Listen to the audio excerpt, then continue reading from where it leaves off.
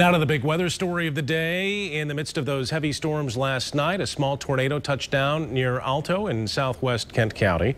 The NWS rating that tornado an EF-0. That's the lowest strength on the tornado scale. It still had estimated winds, though, of up to 85 miles per hour with a path of over, or just under, I should say, a mile.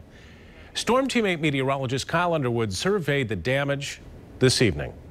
In Michigan, most of our severe weather damage is from straight line winds, but we do get the occasional tornado, which this was. We're standing in a cornfield, and you can see these stalks are mostly blown down in the same direction. But look across the street.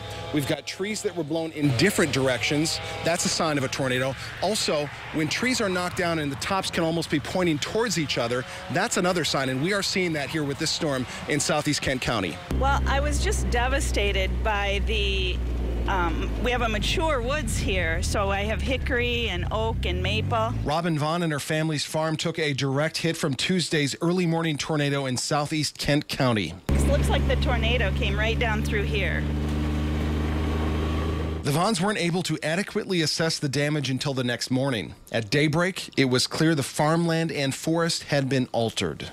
Every place we look now, the landscape looks differently. Every window we look out of our house and every trail we look down, we can't get down our trails anymore right now. And it's just sad because these trees have been here so long and you just treasure something like that. The insurance agents have been called and the cleanup is well underway.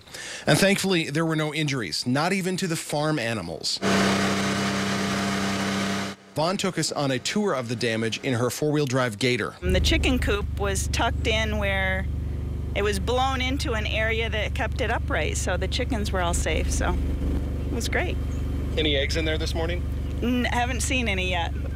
Might have been a little shaken Scared up. them back in? Scared them, for sure.